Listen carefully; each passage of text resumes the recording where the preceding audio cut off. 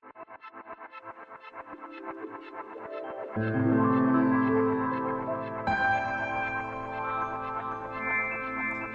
the dreamscape.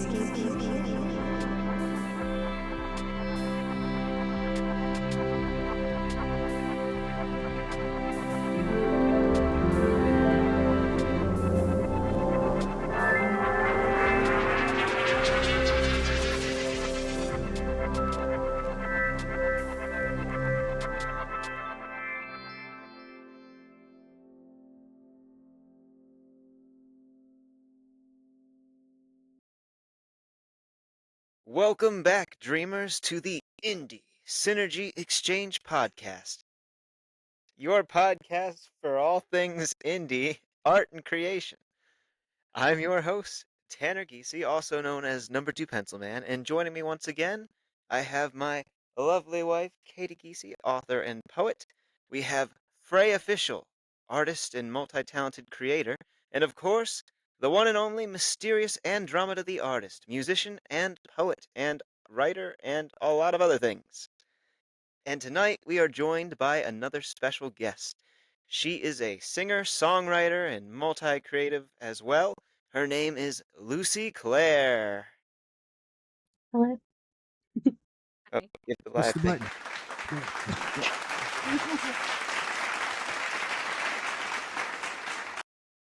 Lucy, it's so good to have you here tonight. I've been looking forward to this since I've met you guys on TikTok and seeing your music and your talent. I definitely wanted to bring you on. So, without further ado, we're going to let you introduce yourself and give us a little bit of backstory. Give us the lore, Tell us a little bit about yourself and your creative endeavors. Thank you. Well, thanks for having me. So I have a band called Panda Forces, and I started it in 2015 when I moved to Nashville. I had done a little bit of like just singer-songwriter stuff I'm originally from Maryland, so I did like done some of that back there. And then when I came here, I started writing a little bit different stuff. Two things happened. One, I played an open mic and it was terrifying in Nashville. It was insane. There was like 100 people who were all better than me, and I was like, I'm not the acoustic guitar girl anymore. And two, I wrote this song where I was yelling, and I was like, whoa, I need other people to play instruments in this. So I started trying to form a band, and then from there, it's been through like lots of different um, members, and the only one who's remained is me. But I met my co-writer Nathan in 2018, and so we've been writing together ever since. That's kind of when the band really like took its final form. Did you say your band's name was Panda something? Panda Forces. Panda Forces. That's awesome. How'd you get that name? Thank you. I was listening to Band of Horses, and my ex was like, "What are you listening to?" And I was like, "Band of Horses." And he goes, "Panda Forces?" And I was like, "Yes." That's perfect. I feel like it's the sort of thing that you automatically want to know more about just because of the name. Yeah, a lot of people like think that I'm saying Band of Horses, and they're like, "Really?" And I'm like, "No, no." Sounds like a really bad game of telephone. It's like one person said one thing and it's like, Panda Forces? What band of forces? You're blocking my face. I'm sorry. I held the mic up closer. But it sounds like one of those games of telephones where it's like, huh? What Yeah. they say? And before you know it, you get like banana of horses or something like that at the end. Exactly. I love Yeah. it. I have something. Oh, Has anyone ever drawn it? All I can see is a bunch of pandas and I don't know, some kind of like Asian armor, just ready to like take something down. I just think it'd be a great art piece. we have an artist Someone that probably do that. did, yes. Someone did something like a long, long time ago. We kind of started getting away from the panda imagery just because it got so like, and this is kind of like a part of our story. Like in the beginning, I feel like our sound, our look, all of it was like not what I was trying to do, but it was really cool. We were doing pop punk. Mm-hmm. And I think the name really like fits into that. And like my old guitar player, who I used to write with, like that was his genre. And it was fun. Like it's so funny. Like after we stopped doing pop punk, we ended up getting nominated for like a pop punk award. It was like so random. Um, so now I've tried to put less actual pandas in the stuff, but the thing that it was before was like pandas in space. And so like Nice. we still have the space stuff. That's awesome. So, how would you describe your music sound now? So usually describe it as like alternative or like indie rock. It's hard to like pick an artist to like compare to because I feel like we're doing something like a little different. The one thing that people like always say is that it feels nostalgic, or they'll be like, or it's like so 90s, Mm-hmm. um, which I love, because that's I'm a 90s kid. Um, but like we get compared sometimes to like Silverstein pickups or like a big influence for me is Mitski. So Nice. And how many members of your band do you have? so we have four right now. So Nathan and I are still like writing, and then we have Cameron is my bass player, and our drummer is Tyler. Both of those are just like musicians that we did other things with, and then we had them like subbing in. For a while, I was like, we're never adding another bass player or another drummer because there was like so much drama. And I was Mm-hmm. like, we're just gonna have fill-ins at every show, but it kept being Cameron and Tyler, and they're just like our friends, and they're so cool. We were like, I guess you guys are like in the band now. So you played the guitar, is that what you mentioned earlier? Yeah, so I don't as much in the band anymore. Mm-hmm. Um, I do sometimes. I write on the guitar, and then sometimes I do synth, but mostly when we perform, I just sing, which I still remember the night that we made this decision. I was back in the original lineup actually. They were like, "Hey, we don't actually need you to play guitar on any of this." My old guitar player, and I was like, well, what do I do? And he was like, you have to like dance or something. And I remember I was like outside, this was inside like a barn. And I was outside like, okay, you've seen Lord on stage. You can't be weirder than her. So thank you, Lord, because one of the pieces of feedback I get a lot now is like, you have great stage presence. And I'm like, I owe it to Lord. That's awesome. I've seen Lord as well in concert, and that was a few years ago. And she is amazing as a musician. But I love watching her perform, and I think, everybody's performance should be unique and interesting. And she definitely has an intriguing stage presence. How would you describe your own? Yeah, I think the thing that's so cool about her is that like you're visually able to see like emotion, which I Yeah. don't most people are like, Yeah. and so I would say that I like kind of do that as well. One thing that like I started doing more recently, our song Kiss Off My Lip Gloss that we just released that a few weeks ago. Good If you song. like watch it, thank you. If you watch it on Spotify, the canvas, I like rub my lipstick all over my face. So I do that live. Like I'll like put a bunch of lipstick on and then smear it everywhere and then like frizz up my hair and like Mm. I remember like I was like, this is insane, and people are gonna be like, why is this girl doing this in this dive bar for five people? Hey, But they loved it. I love that commitment. Uh, I dress up as a pencil every time I go out to my events because I have a pencil man comic book. So I'm like, if I'm gonna do it, I'm gonna put myself in it. I love to hear when other people are that excited and have that mentality where it's like, even if one person shows up, I'm still gonna go all out because, Mhm. hey, that's I think what people are gonna remember most. So that's awesome. Thank you. Did I hear that you're in Nashville? Mhm. Can you tell us a little bit what that's like as a musician? It's really crazy. It's really crazy because there's like an abundance of really cool, talented people to work with. And it's also like super oversaturated here. And like, especially after COVID, like pre-COVID, it was like not quite as bad, but after COVID, it's just like playing shows got to be like honestly just horrible. We haven't booked a lot of shows in the like we didn't even book an EP release. It's just really hard. The venues are like obsessed with follower count and who you have also on your lineup, and it's just kind of, I don't know. It's really, really hard to get people out here because everyone's friend is playing a show every weekend. So, yeah, it's a little bit hard. Yeah, I mean, I've been curious about that myself. My brother lives in Nashville, and I'm a musician as well. And he keeps saying to me, "Come to Nashville, come to Nashville." And I keep thinking, I don't know. It just seems like it would be so exhausting to be amongst so many musicians in one town. Like how do you compete with all of that? It's just, as you said, oversaturated. Yes, exhausting is the perfect word. What's cool is that the newer thing I'm seeing is more and more like women supporting women coming out. Like one of my friends, she helps run this series called Popville, and it's Hmm. like all like super cool female artists or female fronted bands. So things like that are popping up more. So fingers crossed. Yeah, that is nice. I mean, it's nice to see women supporting each other because, like in high school, girls can be so mean to each other, and then you get to adulthood, and it's nice to see them having each other's backs.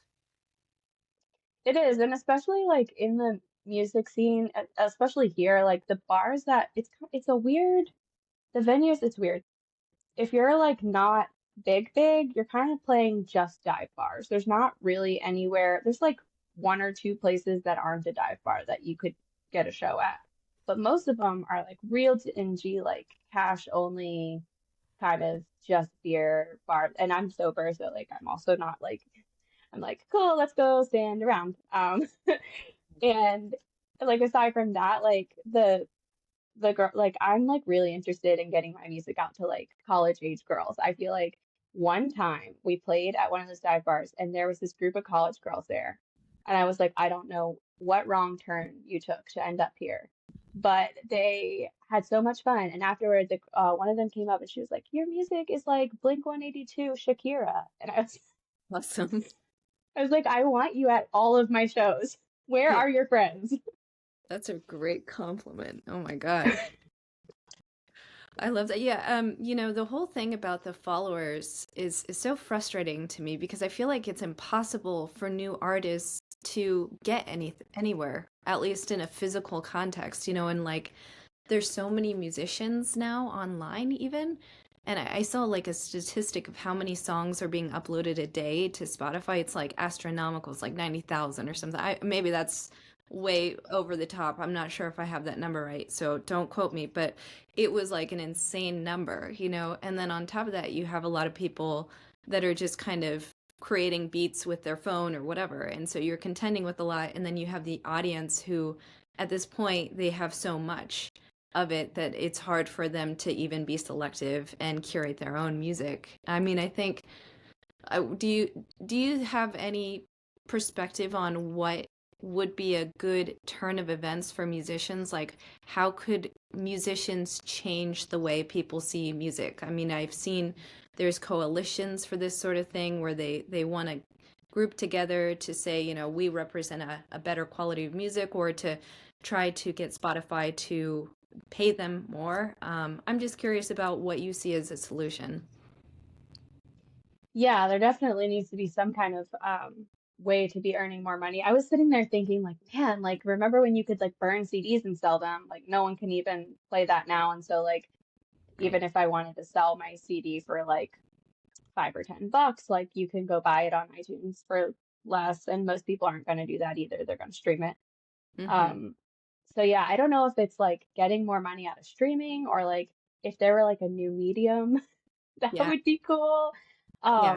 And it's hard because like the fact that everything is so like you have to DIY everything pretty much now. Like the like dream of like getting discovered is like not really a thing, which Mm-hmm. is it's like cool, it's empowering, but it's also terrible. And then also it's like how do you find a universal solution? Because like some I mean, anyone could do it. Like, like my 7-year-old has a song on Spotify. I don't Mm-hmm. think he needs to be getting paid what I would want to get paid, like his Right. song didn't require as much work. Mm-hmm. Yeah. Yeah, definitely. Do you like do you like do mostly music like do you incorporate any technology or like AI stuff into your music, or do you just have musicians? Like, where do you record? What's the process look like in terms of getting a song written and recorded? Um, that's funny you asked that because this EP has been such a long time coming. We recorded this EP like 2 years ago. So what we'll do in the future, we'll probably start going to a studio where I've been recording my solo stuff. Hmm. We'll see. The guys who recorded the EP are awesome. But I don't know. I've kind of just started going to like a fancy place for my solo stuff. But yeah, we were just recording in the studio with them, and I don't think anything was like, I think all the drums were real and everything like that. And like I write everything, or Nathan writes it with me. So pretty old fashioned with that kind of stuff. That's awesome. Like, I feel like that's not as there's a lot of musicians that aren't actually doing their own writing, or like they're using a lot of AI to write it for them, and I just admire musicians that actually write their stuff, actually play instruments, and that's just very refreshing to me. Thank you. I always say like the song wrote me because usually like I don't sit down like I'm gonna write a song today. Usually I am like doing the dishes and I'm like, oh, hold on. Hmm. So is it like that it pops into your head and then you just get to an instrument quick and then just kind of write it down? Or is it that, because like when I write a song, I have to be at a piano first and I just start playing and then a song comes out of it. So I'm just curious, it sounds like it might be different for you. Yeah, I usually get the lyrics, usually the vocal melody and some of the lyrics. Sometimes it'll be like a random, I don't know what I'm singing about, and sometimes obviously like I'm upset about something and like, I'm like going to like make it into poetry. But like I don't know, one time this is going to be is this is nowhere near close to coming out, but I'll let you know that whenever we get back in the studio, I have this other song that I wrote recently called Catchy Movie Montage Song. And the first line that came to me was, so now I go home and drag. And I was like, what does that mean, go home and drag? And I finished writing the song and I was like, oh, it means that I am trying to put myself in this person's head. Hmm.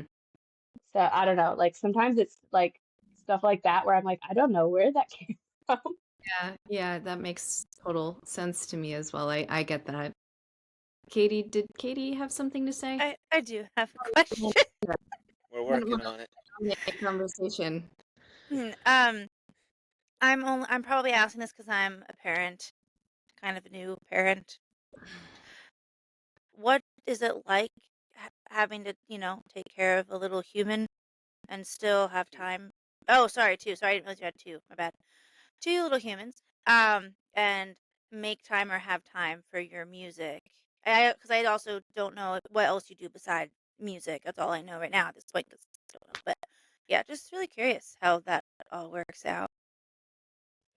Yeah, it could be really hard to like arrange childcare for like a show where you're not getting paid.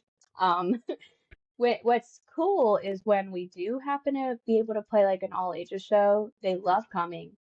And I'll just have like a friend be like come along and like sit with them or whatever. Mhm. But that is rare. And so usually like the hardest part I would say is finding the childcare, finding like how am I going to pay for this? Because it costs a lot of money to be a musician. Yeah. Um, Yeah.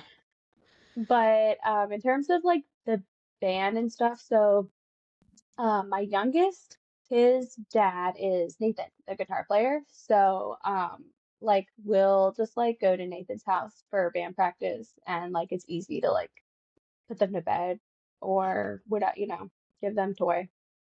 Hmm.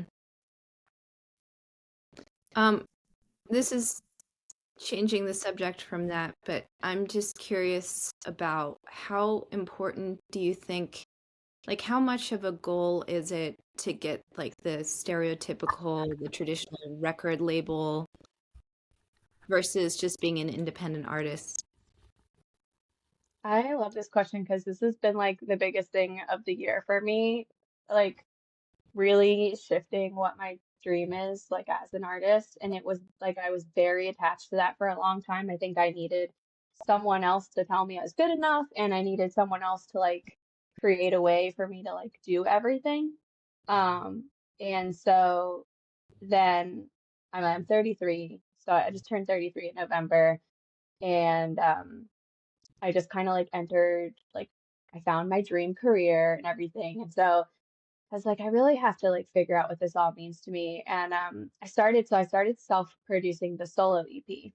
Hmm. Because with the band I was trying so hard to like do the social media right and do this, that, and the third. And so for my EP that I'm working on, I was like, I just want to make it. Like I just want to do it. And so I don't even know how I came up with the money to buy studio. I don't even remember now. But I came up with it. I was like, if I'm gonna pay for a studio, I'm gonna go somewhere really nice. So I went to where a place where Mitski had recorded. And yeah, and I was like, you know what, this is awesome. And like I don't care if anyone listens to it because all I want to do is make it. So that's my new, and I just decided because I write songs all the time. I was like, we're gonna record all of them. We're just gonna start recording them and putting them out, and I just don't care about doing things the right way and all. I just feel like that's not for me. And if anyone notices and they want to show me how to like do the business stuff correctly, that would be cool. But if not, like I'm choosing to take to my grave that after I die, I'll be one of those artists that gets famous after I die. If Yeah, not before. yes. Just saying. Yeah, that would be cool. I admire the passion and the tenacity, and I think that's going to carry you far. And I think it's Thank already you. starting. So, Oh, yeah. thank you. Yeah, I definitely agree. I have a I mean, question. Oh, go ahead, Rachel. I didn't know if you were done here.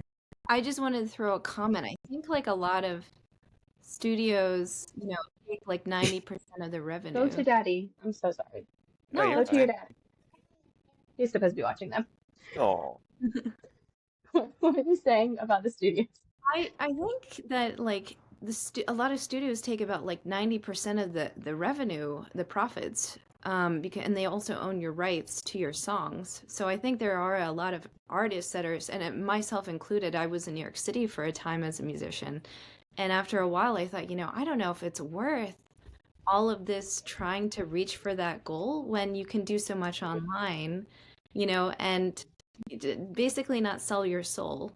And then you think like if you do even get into a record label, like what are they going to try to do to your music, or like how much of the profit are they going to try to take, like realistically, because Yeah. they like fish in a barrel as musicians, because there's so many musicians trying to get known, and they're all trying for the same goal. They have this negotiating tactic that they can use where it's like, well, if you don't say yes, we'll find somebody else that will say yes.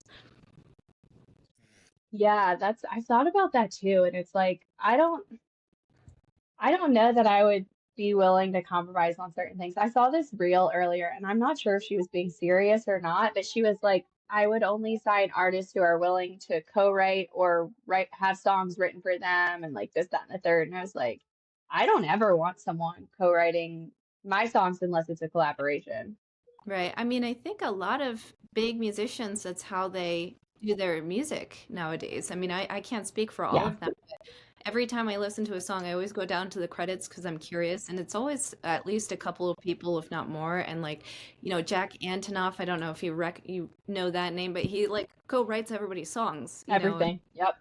every song nowadays is written by Jack Antonoff, and Yep. it changes kind of your perspective on music, I guess, because like I guess you always think of like musicians in like the 70s and 80s as kind of being these like hardcore individualists and like hardcore like solo artists that like really they wrote the song and it took something out of them to write, like I love Janis Joplin, for instance, and Mm. you just feel or Joni Mitchell, you just feel the emotion, you feel the individual passion, you feel kind of her journey as an artist. And nowadays when I hear a song, I don't know if I feel as emotionally invested, maybe just intellectually because of that knowledge that they didn't necessarily throw their heart and soul into the song as much because it's written by a studio and a whole group of people.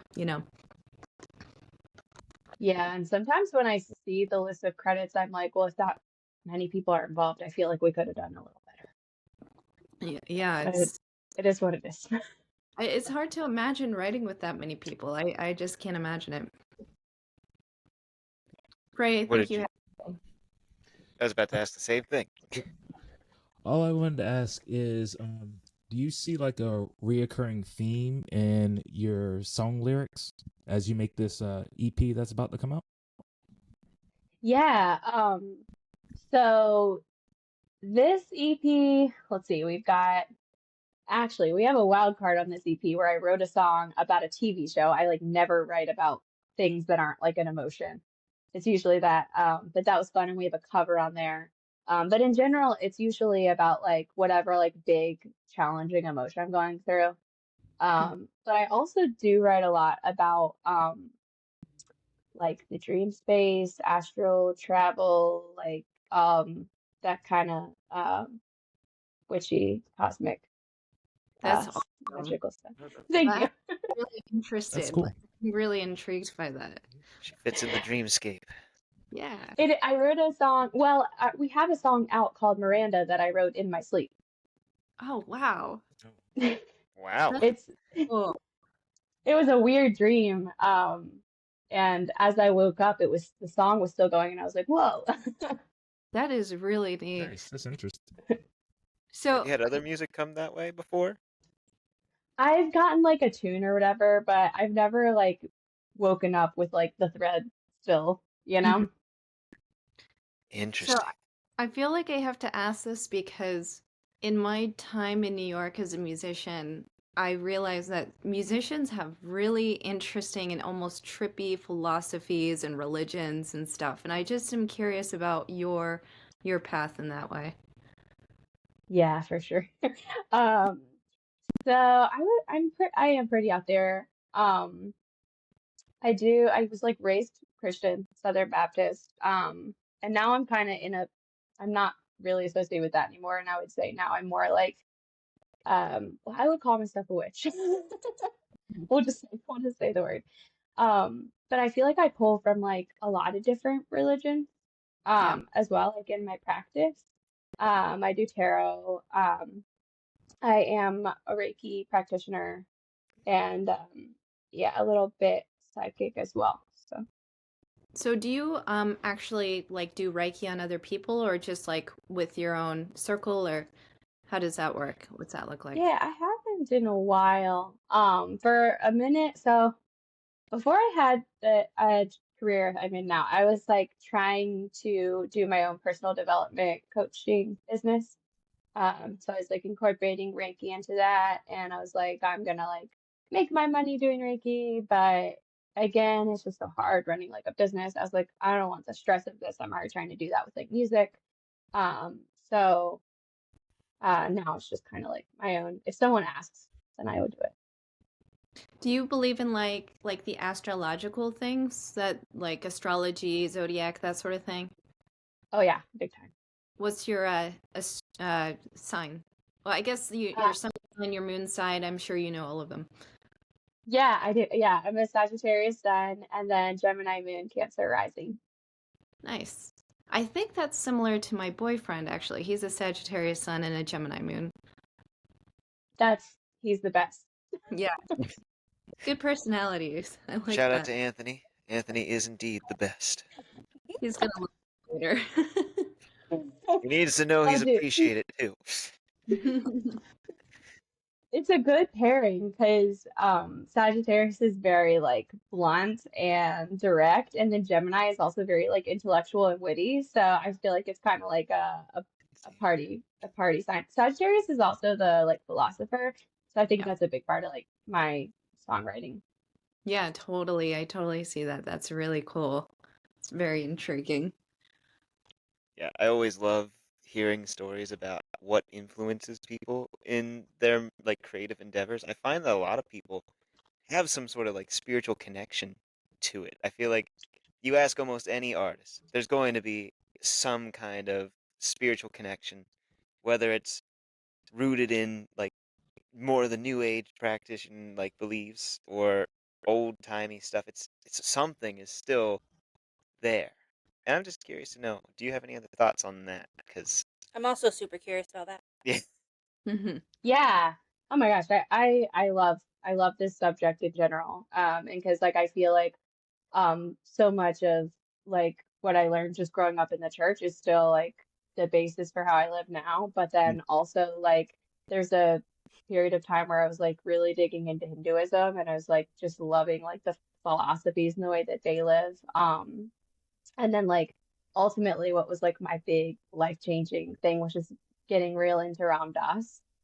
And he talks all about like becoming love, becoming loving awareness, and that's like my whole thing at this point. And I feel like I think of myself sometimes as like sometimes I think of it as like a bridge. Um, like have a good grasp on like the physical, but I'm also like a very spiritual person. So I feel like I like to do that with my music is like pull in all the stuff I'm like downloading and internalizing and like also connect it to the physical world because like I know a lot of people who are just like one or the other. Mm. Yeah. And I think we misunderstand each other so much. And I've heard so many crazy arguments like family members and people on Facebook, and I'm like, you guys are talking about the same thing. You just need to change your words. Yeah. Totally. Oh yeah. No, that's fantastic. I think Katie and I can relate a lot to what you were saying. Like we more recently started pooling a lot more truths from all different sources. Like we're finding like there's a bit of truth in everything if you're willing to find it. And it's not just one way or the other.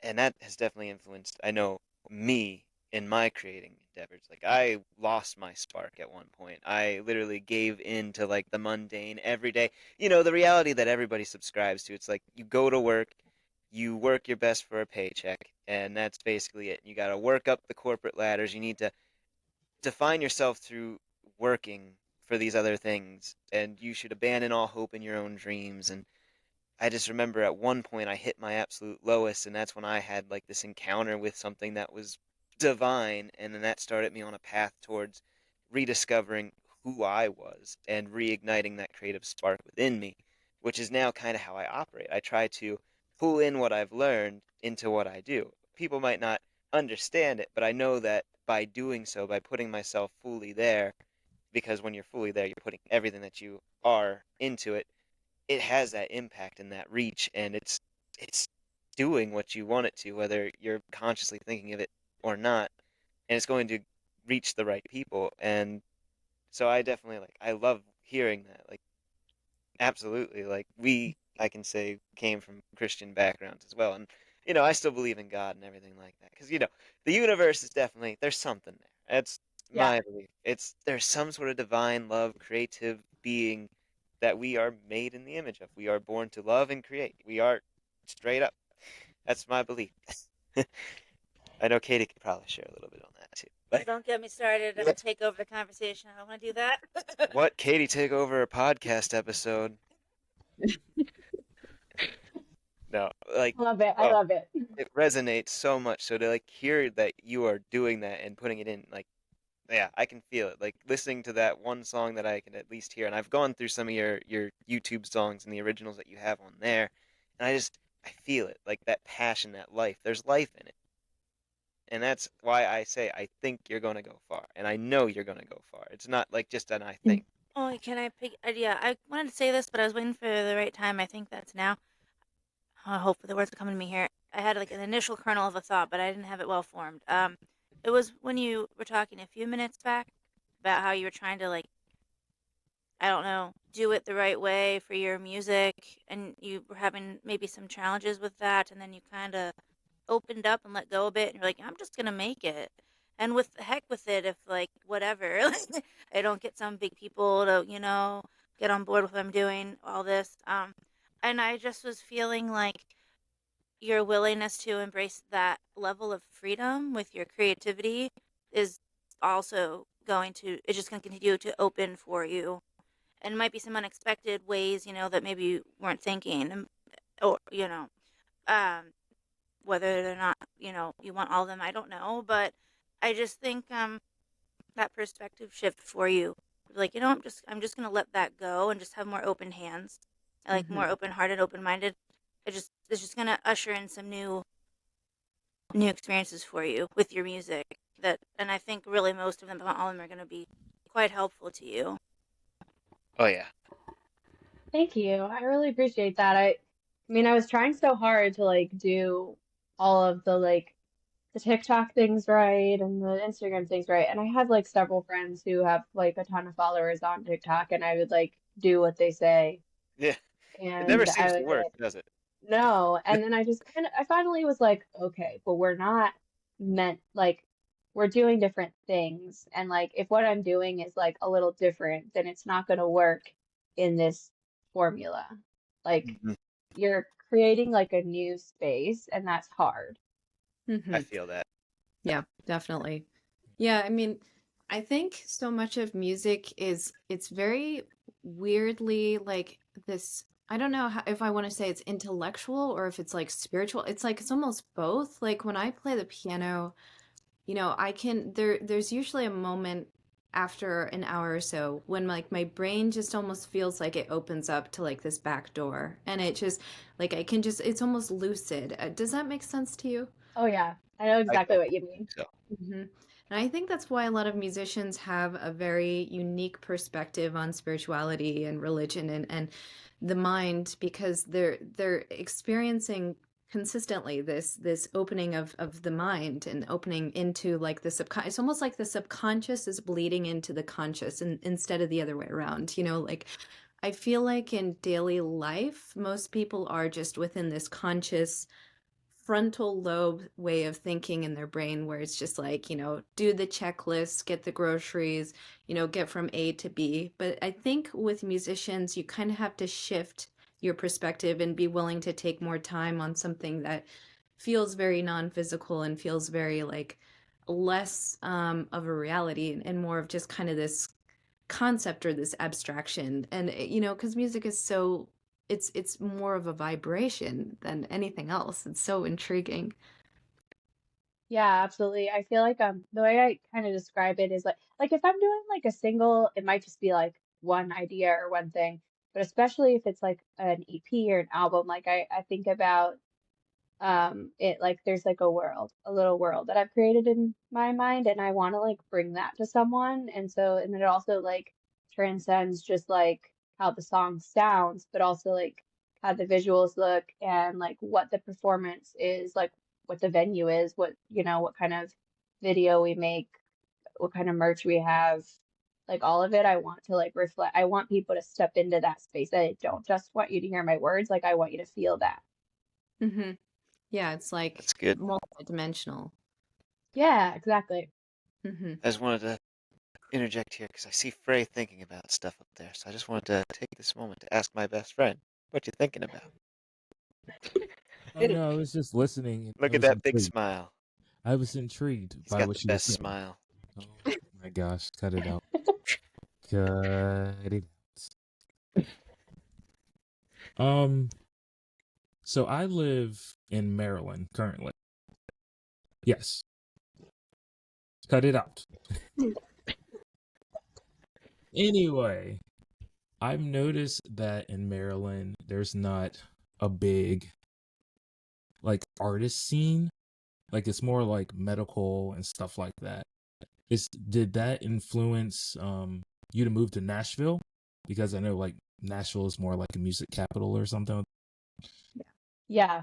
Um, that's cool. Maryland, they always say Maryland's not a state, it's a cult. So great to meet you.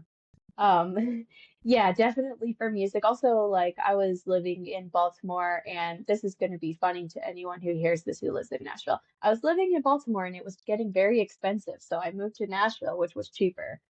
Haha, it's extremely expensive now. Yeah. But Yeah. but at the time it wasn't. I was just looking, it was either going to be Philly or Nashville. I had never been to Nashville before. I Mm. loved Philadelphia, but the music was like a thing. And then yeah, I moved here with my ex-husband, and we like on a whim. He's also a musician. So yeah, we just like, okay, let's do it. It's crazy. It's an awesome story. We live near Philly, so Yeah, Ah, the three of us are Pennsylvanians, and I think you Fray's probably old. choice in going to Nashville instead of Philly. Yeah, Philly's a little bit different now. Yeah, I Oh, don't love Philly. You know, it's just kind of a No I don't hate to anybody in Philly if you're listening, because we do yeah. have some listeners and watchers from Philly. We love you guys. Sorry, I take it back. Um, The city just is a little questionable sometimes. I bet even you guys who are from Philadelphia agree with it's a little sketchy. Yeah, it's a little that. sketchy. I almost went to college there, and the reason why I didn't was because it was a little sketchy. So, um, but anyhow, moving past that. I'm just curious, like, have you had any rock bottom moments where you thought, I don't know if I can keep doing this? Or has it been something where you're just like very focused and very certain of what you're doing? yeah, I've definitely had moments where I was just beating up on myself in life in general, and I was like, "And your music's going nowhere, so you should quit." Hmm. And then like when I was really depressed, I would like say that to like my mom and like my friends. I should quit 'cause I'm just like a big idiot. Um, and they'd be like, "No, you shouldn't." But like the truth is that like I don't write music because I'm a musician. I'm a musician because I write music. So Hmm. I'll always do that when I'm 95. I'll be writing. I love that perspective. Yeah. What? You're I stuck get with hyped me. up. I'm getting hyped up again. Ah. No, I Oh, love it. I love it. so I'm just full of questions. So if anybody is sick of my questions, just tell me. Can I You're ask? our go-to No, question rattle them person. off. You're just like, I know all these different questions. We would just ask base level questions. You're just like, let's deep dive. Let's dissect this cat. Let's I'm, dissect it.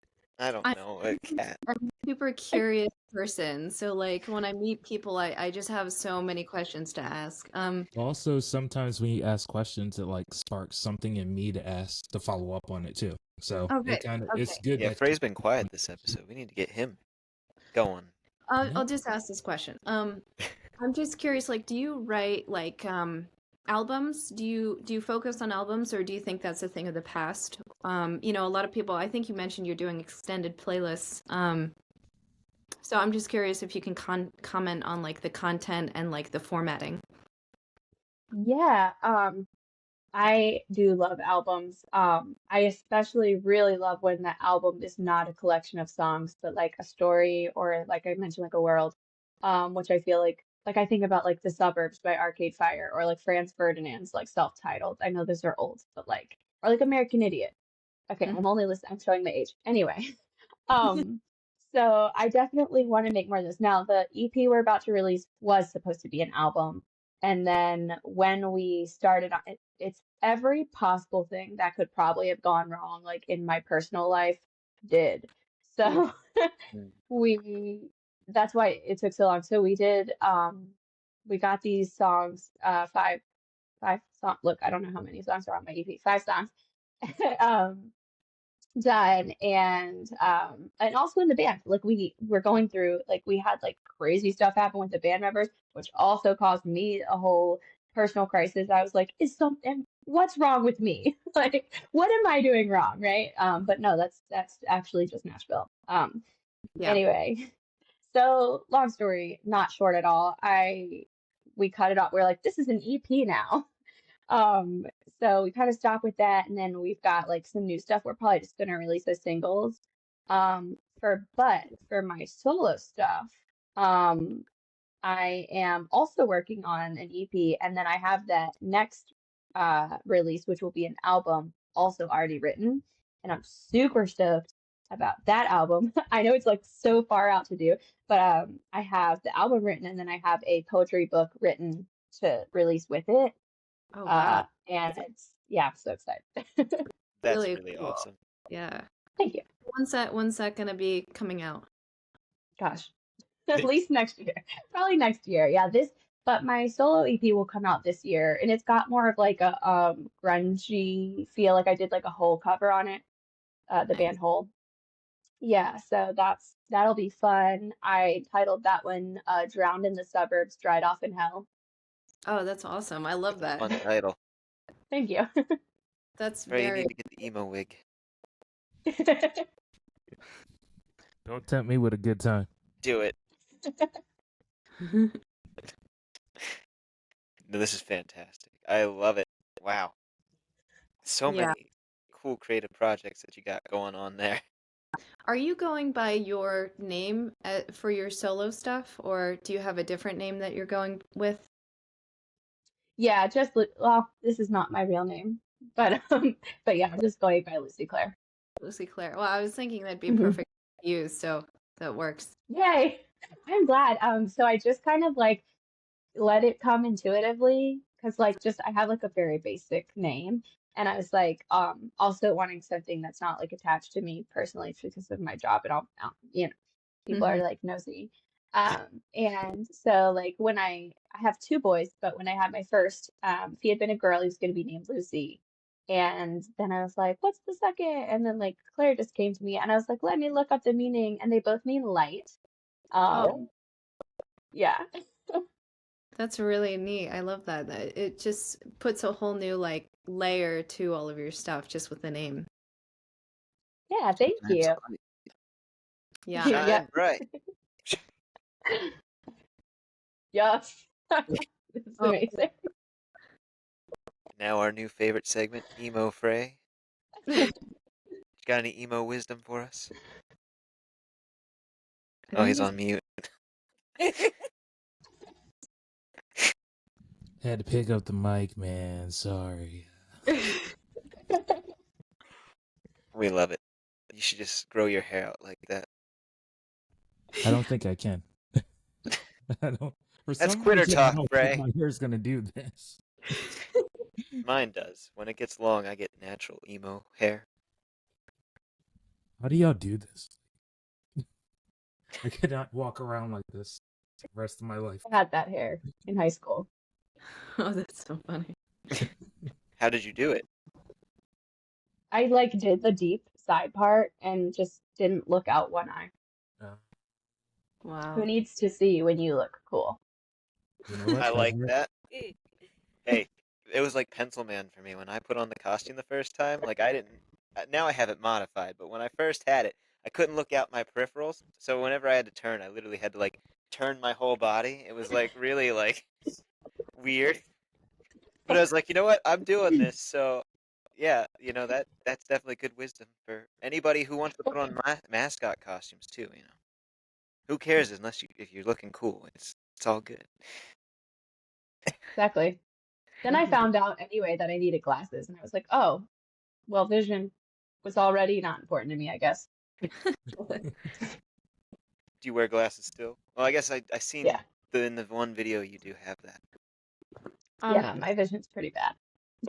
are we gonna get to see a video or something here? I'd Yeah, I like. can pull. You said one of the ones on Panda Forces, right? The newest one. So there's like a snippet on there. The music's not on it because I am trying to be a little, you know, sassy and not say what the song is. Mhm. Gotcha. Let me see here. Is it showing? Yeah, that's the one. Oh, does it do full screen on here? To get really good. I I guess think not. this world is going to open up for you in unimaginable ways. I think you're walking into your best chapter yet. I think the It's next not. plot twist is that things are Gonna about say, to do you get really good. have one with one of your songs on it? I think you have. Yeah, it do. Is there any Yeah, specific the ones? one in the car there has This one here? it. Yeah, Ah, cool. Yeah. that's our single. Oh, why is it not play? Do I not have the volume up? Hold on a second. I don't know. Maybe it's not gonna let me play. Well, that's sad. Wait, I want to hear it. What happened? I don't know. I'm trying to figure out why. I'm gonna. Oh, you are? Oh, I'm not.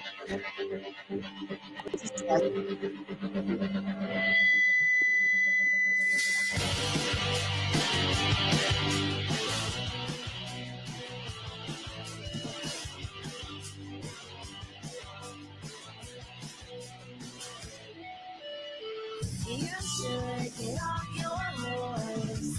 That's taking you around. You should dive into my eyes.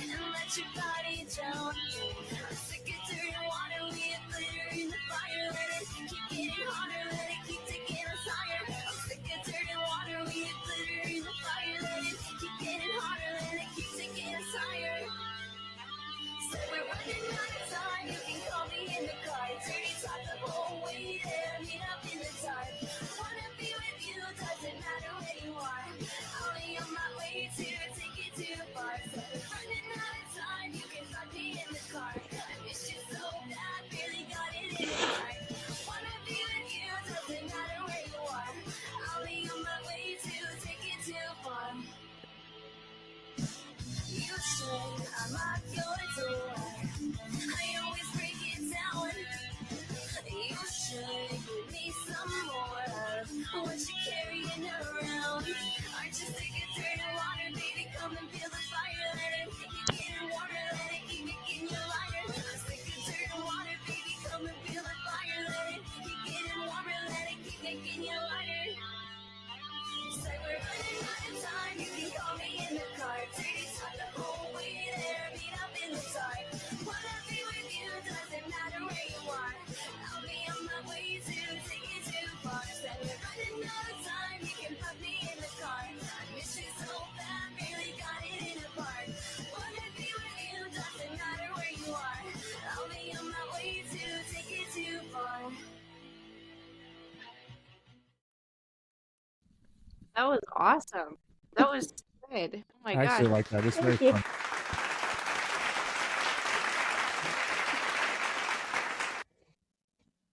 Sorry Thank you. for whatever It's like happened there. That song's very fun. I love the lyrics. Like, you know, I'm down for a kind of naughty song, but it's like cute naughty. It's like subtle, but it's like yeah. it's very catchy too. Yeah, it's a really Thank- catchy tune. I really like that. I love the video too. I feel like everybody has such a like great personality, just like quirky and fun. It just it has like such a great energy to it. Like that's something I would really listen if I heard that in a store. I'd be like, who is this artist? What is this? I just think more. I want to hear more music like that than what people are producing right now on the radio. So I really love that.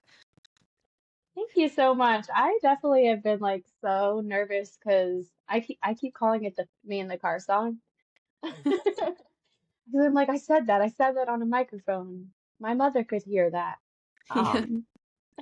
But the thing about that song is that like it some people will like write a song and then make like a subtle sexy reference and then like I've been having a lot of fun doing the opposite. Mhm. And I think it's just because like that particular subject was like so repressed and like taboo for me for so long until like now. We also have a song called Sex is Ice Cream. And like that, yeah, like it's like sounds like cute and fun, but like that's a song about like my eating disorder. And Mm. like yeah, and like attachment issues. And then like this song, Kiss Off My Lip Gloss, is really about like intimacy and also and everything I write really comes back to attachment issues if we're being honest. But yeah, it's really about like seeking deep intimacy. And so I thought it was kind of fun to like put it through the cute vibe instead of like sneaking that in there, you know? Yeah. That's really cool. Frae looks pretty happy. I was enjoying myself. Sorry again for whatever happened because this microphone has like a earphone thing in it, but I don't use it. So on this, I have it set that the audio comes out the computer, but it's on this app. So on Instagram, nothing was playing. So I was like watching the video. I'm like, well, I heard the song already, so at least I know what it sounds like. No, it's a good song. I listened to that like I don't know on repeat the day that it came out, like Aw, multiple times at thank work. you. Thank you. It's good. I have It's I bop. have to ask, in that first video, was that Ellen Watts in the playing over the video? It might have been. I'm not sure. It was like a trending TikTok sound, and I did not notice who was speaking. It just like popped up, and I was like, "Wait, this is perfect for what I'm the name of the EP and everything." I'm pretty sure that was Alan Watts. He's a really interesting philosopher, and a lot of artists in New York City were like really obsessed with him. He talks all about like the mind and opening up your thoughts and reality and stuff. He's just really intriguing. I was just curious if you were familiar. Like the book on whatever the book, right? He wrote. I don't know if I'm sure he wrote a book, but I don't know. I Let's think it's literally called The Book. It could be someone else though. because But that's all I know. yeah, I'm only It's a great familiar title. with him through like YouTube videos, and his voice is very familiar to me. That's But definitely. Hold on, I'm gonna look it up. yeah, that's what I'm doing too. Yeah, the book on the taboo against knowing yourself or knowing who you are. So Right long. here. Yep, the book. Okay, very It's just cool. called the book. Okay, so now I'll have to look into his YouTube because I didn't know that exists. Yeah, you can find like lots of things about him talking about things. I kind of studied a lot of his like meditation techniques for a while, and that was just fascinating to me. So you might like it too. That's so funny because like the title for the EP and everything really came when I was good.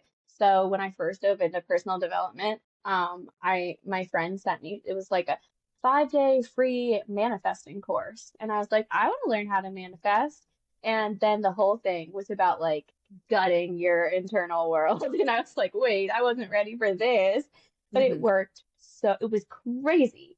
Like I can't even tell you that is the year that I got divorced. I manifested thousands of dollars. Um, and like I mean, just things, thing after thing. Like my whole life started changing, and I Hmm. was like, I want to teach people how to do this, and that's um why I started trying to be a coach. But that's also when I came up with that EP title. Was because something that like my mentor used to always say is like you can have it all. Like you don't have to choose like to be like you know kind or sexy, or you don't have to choose to be like smart or funny. Like, you Hmm. know, Yeah. I like manifestation. It's such an interesting concept to me. I've read a couple books on it. One of my favorite is The Law of Manifestation by I think it's David Spangler. I don't remember. I think was Is that who that it was, Rachel? the colony with the where they grew Yeah, up? Findhorn. Oh, I love Like, Findhorn. I don't know if you've ever heard of the colony, the colony of, well, it's I guess like a colony. It was a group of people in Ireland. like, yeah. Yeah, it's really cool what they did. They took like a barren area in, I believe it was Scotland, Hmm. I was gonna say the where Scotland's not Ireland, yeah, I don't remember. It might be right? I Ireland believe or it's Scotland. Scotland. It's been a while since I read the book, but they got together and it was a whole group of people who had like more of the New Age beliefs, and they took this area that could not grow anything, and then they had it growing everything, like supersized fruits. It became so fertile. They worked with like all these different things. Like one person specialized in nature spirits, one person was more like they communed with like God, and they heard all these like words and visions, and it's like they all just came together and they had this insane community. There's a couple books on it, really good books. I think it's The Magic of Findhorn. Yeah. It's a hard to find book. They're a little bit more expensive on eBay, but I read that book. So good. Oh, I love it. It just like it shifts the perspective so much when you read stuff like that. And I feel like a lot of people, unless they have like a certain mindset, sorry, I get like into it. Um, they just look at these concepts and are like, oh yeah, maybe it works, maybe it doesn't. A lot of people are really skeptical about it, or they'll just be quick to dismiss it. But I feel like part of that societal conditioning, because that's kind of how society's programmed. It's like, oh, it's this way, it's black and white, and I feel like a lot of our work, especially as people who are truth seekers and light workers and all these other, like whatever you want to call it, the people who are in tune with the universe, it's creating a new reality, showcasing it, like having the faith. It really comes down to like having the faith for it. Hmm. Oh, it's just so good. Like manifestation to me, I love it. I love the concept of it. Reading the one book that I did, The Law of Manifestation, it made it differentiated it so much from just the law of attraction, because some people will confuse the two or closely relate them, when manifestation has even more of a power than just the law of attraction does. It's you are open to these things showing up, and you're opening yourself up to however, like every possible way that it wants to come in. It is opening yourself up to receive. Say you want a car. Like the way the book described it is, you want a car, you're opening up yourself to the money it takes for the gas for the car, all these other things. It's like that process and not closing off to any way that it wants to show up. Hmm. And like I feel like a lot of people with the law of attraction are just kind of like, oh, if you just think about it, it's just gonna come. Just that one thing, and it's so easy to become more like single-minded with that one. So manifestation, I think, is more my favorite term for that. And It's more full bodied. yeah, full body. No, I love these things, so that's why I'm like, I love talking about this stuff. So no, it's true me too. though.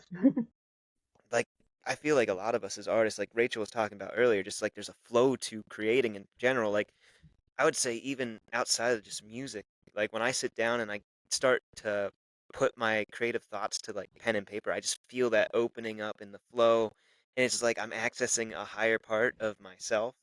It's like the fullness is there. It's like I'm welcoming in the fullness of who I am, welcoming in the fullness of the creative idea that is there, And that's what allows me to continue to open it up. It keeps opening up. And, I do my part and then it just continues to open. And, ah, I love it. It gets me so hyped up. It's because it's real. That's one of my things. Like, I'm passionate about it. I want to help change the way that people see reality because I feel like most people just have this dull, gray perspective on life where it's like, what's the point? And everybody's getting to that point now. Like, you can see it. Everybody would rather be doing something else than being here. When the dreams are what's going to reignite that. If we just continue to let ourselves dream, to fight for our dreams, a lot of us think that it's not going to happen, but I feel like if we just give ourselves that chance, it's going to happen. It's going to naturally happen because that's who we are. And when we are walking in our fullness, it just happens. Yeah. I don't know. That's Yeah. my little soapbox rant, but I just feel it. I feel it. And like hearing your perspective on it and how it's like impacted you and how you use it in your music and your other creativity, like your poetry, it's just amazing to hear. Like we all use it in such a different way, but it's still so impactful. So, yeah, Yeah, that's my encouragement. totally. Just so I'll put another little plug for a manifestation guru, Jose Silva. Is anybody familiar with him? He's worth looking into too. He's very intriguing. He talks about the mind a lot, and he started practicing with his children, and his child was having a hard time like with school, so he started to go through these flashcards with her, and after a time, like with all of these different techniques that he used, she was able to answer the question before he even asked it. And like his Oh, secretary, I wow. think, like won a bunch of like lotteries because she used the method. So it's just a really interesting person to study. I haven't really read his book yet. I have it. So I don't know if I can speak to how accurate it is, but it does sound pretty intriguing too. I love it. I'm gonna have to check into that. Yeah. It's been a while since I've read a good book on like betterment of spirit and self. So Hmm. I'm actually reading one now though, but it's a different one. Hopefully a future guest of the show, Dr. Tiffany. Gonna say that too, because she's awesome. The colorful psychologist, you would probably know her as Rachel. Love Yeah, that. that's Love what that I lady. She's so really nice, so Mhm. cool. Love her attitude on things. Oh, you might like her too, Lucy. And I know Frae's had experience with the colorful psychologist as well. So just wanted to shout out you, Dr. Tiffany, because you're awesome. Yes. Yes, she's very awesome. She's very energetic, to say the least. Hey, we need that energy. Yeah, she's cool. Yeah. She's really cool. But anyway, back on track. Right. Back. We could get on those rabbit holes all night long. I actually had a question because I don't know if we got to this one yet. I just wanted to hear more about how you started your like journey. Like what made you want to start writing music or what made you want to just start creating in general? What was like your why for that or maybe the story behind what got you to where you are now? Yeah, I've always been writing. Like when I was like a little kid, I had the turtle sandbox, you know, the one has Hmm. like the yeah, and I would stand up on top of it and make my parents or whoever was home like come outside and watch me put on a show. Um, I think the first song I ever remember writing was in the fifth grade. My friend and I, we had her mom's video camera and we literally like put it up and recorded like an hour of us being fools. And we wrote this song that went like, I'm signing off, baby. I'll email you tomorrow. Um, burned in my memory. You need to release it, re-release it. Yeah, it's great. I wish I That had the tape. on that bed, to be Yeah. honest. Yeah, it's pretty good. Thank you. Yeah, so it's just always been a thing. So you never could think of a time when you weren't creative. Nope.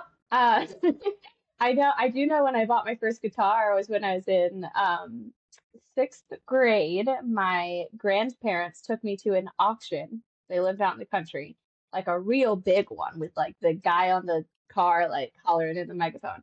And I bought this like horrible electric guitar for $5. And and then I was like, yeah, I have a guitar now. Cool. And then it was probably like another year or two before my mom got me lessons.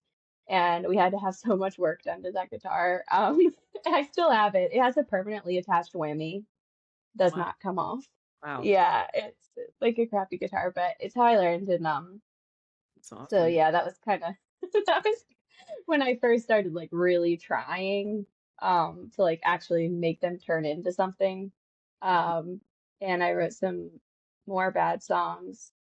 Uh, I'm going to say this now. I don't think there is such a thing as a bad thing that you can create. I mean, for the time period, I think any creation needs to happen, regardless of how you feel about it. This is a step. yeah, well, they're all pretty much still on YouTube. That's the cool thing about my YouTube is that I made it as like pretty much when I got that guitar was like around when YouTube first came out. And I was like, I'm gonna do this. So the username is terrible. It's she plays guitar number two. I'm not even good at guitar. To clarify, I'm not good at guitar even still. Like I I'm not. I really just want to be able to play to write. Um, but so she plays guitar too. And like the fun thing is that like I made a decision that I'm never deleting the embarrassing videos. So there's like Good. really bad stuff on there. Like real good. Like there's like some person messaged me and was like, "Will you show us your muscles?" I was 14. Very creepy, but I was 14, so I was like, "Okay." And there's it's on there. You can go see that. At one point, I literally give you the email raw. That's awesome. It's I love it. yeah, We're getting I can all the never good escape Lucy myself. Claire lore. Yeah. No, that's awesome. Wow. I just feel so inspired listening to you talk and hearing like how you got to where you are now, and I love it. I might have to look up She Plays Guitar Too at some point. It's like that's a good album name. Ah, that's a, Lucy Claire War. well, that could be, yeah, too. Yes. It all goes together. Who knows? Re-release some of these old songs. So, you know, there are a few that I like occasionally I'll like come back on one and I'm like, oh, I should. Actually, this is a fun story. So when I was dating this guy, when I was like 20, um, and he was like terrible and abusive. And when I finally like actually broke up with him, he had given me his hat and it was like important to him. Like this was like his hat he had had his whole life. I didn't want to keep it like because I knew he cared about it. So I like didn't want to see him because he was abusive. So I like went to his work, put it on his car, and like went home. Then I get this like barrage of awful messages. I can't believe you came to my job, blah blah blah blah blah. And the final blow was, what are you going to do next? Write a song called I Left Your Hat on Your Windshield. So what do you think I did? Of course. I wrote yeah, and I put it on YouTube, and the bio says by request. And then that was like Sass. that was forever ago. Well, a couple years back, someone found no. BuzzFeed posted some kind of tell us your petty revenge. So I commented it like, haha, this was my petty story. And it got like picked up. And so the video kind of like popped off and it like I was randomly started getting all these comments and I was like, what are they talking about? You're in BuzzFeed. I had to go look it up and they like featured me in the thing and then someone else wrote an article about it as well. That's awesome. Mm. That's Yeah, really cool. sorry. Wow. That's awesome though. That's got to be a huge compliment to you. It It's very goofy. I wrote a real song about that relationship, which is called Bottle, which is my one of my favorite songs to do live because just scream and holler in it. That's awesome. I get more unhinged every time we do it. It's very as it's cathartic. meant to be. I love It it. is. Yeah. Do you have something you want to say, Kate? I was gonna ask you to turn off the mic because I had to grab something. Kate's gotta go grab something. She's cold. She's bundling up. She'll come back with my winter coat on top of the other coat. Is there any other publications you got recognition for? Like with your music or anything? No, we got. What did we get? No, nothing really interesting. We've had a couple of random like that. Was it Bottle? No, it was our song Weatherbox. Okay, so we have a song called Weatherbox. That one probably did the most in terms of like getting attention. It was like played on the radio for a little bit, and it also will sometimes would get played on college radio here. Um, yeah, that was also like pre-COVID. Actually, like I feel like we were starting to gain traction. And March of 2020, we had 6 shows booked, and one was a radio spot and one was a festival. And you already know what happened in March of 2020. All of them got canceled. So that was sad. But that's where we kind of left off was Weatherbox was right. It was right then Weatherbox was sort of getting on the radio and things like that. Why do you think that song got on the radio? It's really fun. Like it's just a really fun, catchy song, I think. And it's also a little bit it's a love song, but it's also like in that like woo spiritual zone too. Like the chorus says like each of our souls are one half of a whole, our bodies are young, but our love is so old. I love that. So I think yeah. It's really That's awesome. good lyrics. Thank you. Let's see. Do we have any other questions for Lucy? Or would now be a good time for the shameless plug act? Yeah, I'd like to know where to find you, where are your socials, what's your handle and all of that. Yeah, so I guess we're going into the shameless Yeah. plug segment. Ah, So TikTok is Lucy from Panda Forces, and then we're on like everywhere is like Panda Forces Band, and then my Instagram is Lucy Clairvoyant. Oh, that's awesome. I love that. Thank you. you know what's funny? Then we got the answer to that question because I was going to ask you about it because I know what clairvoyant means. I was like, I wonder. And then we kind of already got to that. So that's awesome. Yeah, that was my friend's idea. It used to be Mama Bird Words, and I was because I used to have a mom podcast actually. Oh, Oh, And I was like, okay, I don't do this anymore. I got to change the name. And my friend was like, what about Lucy Clairvoyant? I was like, mic drop. You're brilliant. fun. it is a good name. Yeah, that is. Yeah, tell us about any of your upcoming projects. I know that you kind of talked about them here, but tell us what you're working on, where they'll be available, and yeah, just plug as Yeah. much as you want. So we'll have the EP coming on Friday. So I don't know when this will come, but yeah. That'll be on like all the sites, streaming sites and everything. It's called You Can Have It All, You Beautiful Thing. I do not know when my solo will drop, but probably I'm imagining in the summer. So I'll definitely post that to Instagram and TikTok and everything.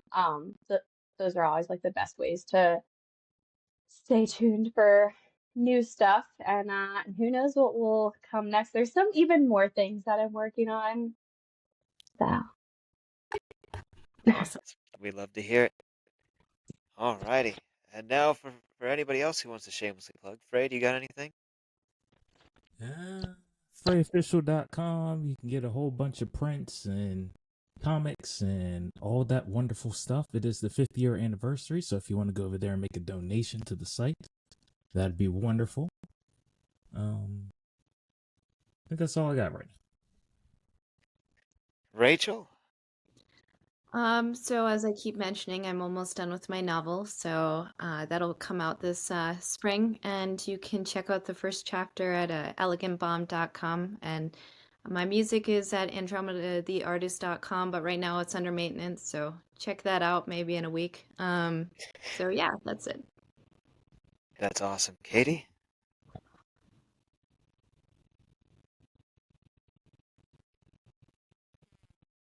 Putting you on the spot. Yeah. I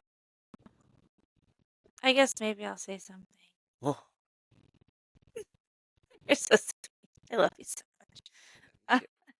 Um, yeah, I've been holding off on saying anything about what I'm working on because it still feels like it's, I don't know, a little bit in the early stages, but I think I've gained a little traction with it lately. So I'm working on the script for a graphic novel and still ironing out like artist things, for the art portion because I do not draw well enough for that. And I don't know anything about like, graphic art either. So, but yeah, writing, I can definitely do that. So it just brings me a lot of joy in my life, and I work on it as I have time and energy. Um, and it is. Should I say what it is? Like just generally, or should I If you wait? want to, it's up to you. I'll put it out in the universe. So it's Jane Austen meets anime, but it's my own original story.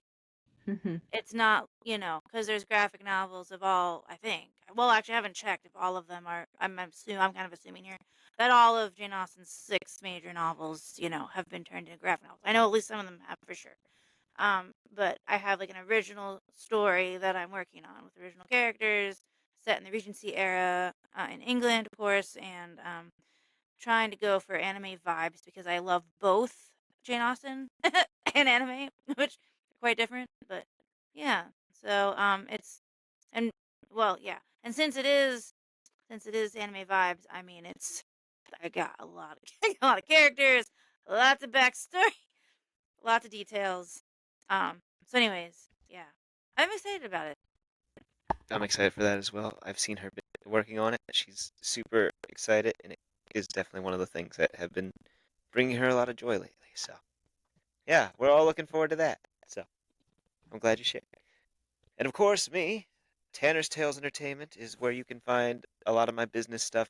Number Two Pencil Man is where I do my motivational content. Um, so definitely check those out. Issue 2 of Number Two Pencil Man will be coming out here soon. And I actually have it with me this time because I don't think last week I had this. Gonna put this, yeah. So, I said a little bit in the last podcast, which was like 2 weeks ago, but back in high school, I illustrated and wrote my own children's book. So I just now found it. This is just the compilation of it. So I had this done at like Staples, and I just did it real quick for my senior art show. So it's a story about Alex the fisherman who wants to catch the biggest fish in the world, but gets discouraged that he keeps catching the small ones. And then he gives up fishing until he meets a wise fisherman who helps him see the beauty in the small fish. So we are hopefully going to have this formatted to be published within the next week or two. So probably going to go through Amazon for this one. But when this is out, I'll have another published works that, it kind of means a lot to me because I talked about, well, I don't think I talked about this entirely on Frae's little podcast that he had me on recently. But this was like the last thing I created before I lost my spark.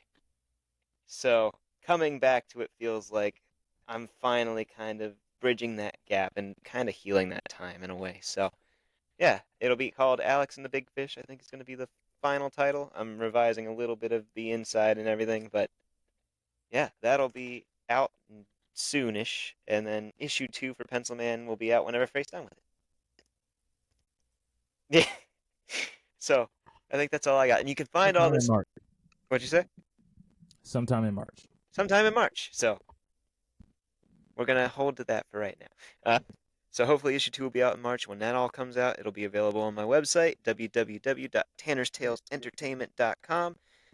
And yeah, we're looking forward to it. We have a lot of amazing projects coming up and a lot of ideas. And me and my business partner, which is up here for me, I don't know who I'm going to be pointing at when this final thing is cut, but the emo guy right up there and I were business partners. He said it before. Um, yeah, so who knows what's going to be happening next, but I'm super excited. And as always, this is the Wait, Tanner. what? Remember, we'll be in SellerCon Oh on Saturday. yeah. So, speaking about Baltimore earlier, if you guys are in or around the Baltimore area this coming Saturday, the 22nd of February, Frey and I will be at StellarCon 3D, which I believe is somewhere on the outskirts of Maryland in a hotel, or not out Maryland, Baltimore. It's going to be a fun time. Frey will be helping me out for once at my table, so that'll be fun because I'm not used to having people help me. We'll see how much I drive him crazy that day. Uh, but yeah, we'll be there all day. I think it starts at 10, goes till early access is 10. For people who bought the VIP tickets, it's 10. I think it goes to 4 or 5 p.m. So we'll be there the entire time. Come out, meet me and Frey. We can talk about the podcast. You can come check out our comics and check out Frey's game Official Verse because it's going to be there. We'll have that available to demo as well as buy. So we'll have a lot of good and fun goodies. You can come chat. If you're an indie artist that wants to be on the podcast, approach us. I'm really having a hard time speaking tonight. It is. You can approach us and ask us about it there, because, hey, any and all indie artists are welcome here. So, I think that's about it, right, Frae? Any other things about SouthernCon? Usually they have an after party, so I plan on going to the after party. I guess we're going to the after party, because he said he was going to take me out for my birthday, which was like 2 weeks ago. First of all, you told me not. Whatever. Anyway, Hey, I thought that you were going to do it out of the goodness of your heart. I have no heart. Yeah, that's true. I have no heart right now. But No, he's we're got not. a beautiful smile. I'll be fine. Love you, bro. No, it's fine. It's fine. All right, and with all that, I think that wraps up our podcast. We'll ask Lucy here in a second to say any words of encouragement she has for anybody who's listening. But before that, you can find us on YouTube at Dreamscape Empyrean, or you can search up Indie Synergy Exchange. We are on social medias as the Dreamscape Empyrean as well, so you can find us on Instagram, TikTok, Facebook. We don't have Twitter yet, or X. That'll maybe be in the future. We are on Blue Sky now as well. I've been kind of working on that one. So you can find us Dreamscape Empyrean. You can also search up Indie Synergy Exchange. Should be able to find us. If you are an indie creator or artist or business or anything indie at all, because this podcast is for all things indie, and you want to be featured on the show, reach out to us. You can DM us on any of our socials. You can email us at dreamscapeempyrean@gmail.com. Reach out to us. We'll get you scheduled for the show. We'll get you on here. You can showcase your amazing stuff here and hopefully find an audience once we build our own. So we're building this together, brick by brick. And without further ado, if you're watching on YouTube, make sure you subscribe and like the video, comment, and if you're listening on our audio format, which is new, we are on Podbean currently, working on getting on all the other platforms. Definitely follow us there and look forward to our release on all audio platforms. And with that being said, thank you for tuning into Indie Synergy Exchange. And Lucy Claire, take us away. Anything that you have last minute to share to the people out there, now's your time. Thank you. Yeah, I would just say that, you know, whenever, especially for creative people, like things can be really hard both in and out of the creative process. I think we tend to be very sensitive people, and we tend to attract a variety of experiences. And I think it's just remembering that, like, sometimes what we're going through, like, may just be so that we can share how to navigate that with others.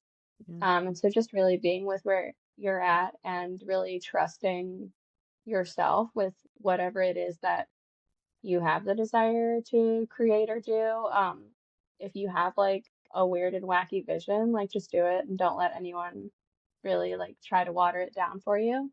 And just, know that that's your light and that's your magnet and, you know, whatever you make is going to resonate with the right people. Yeah. I love that. Beautiful words.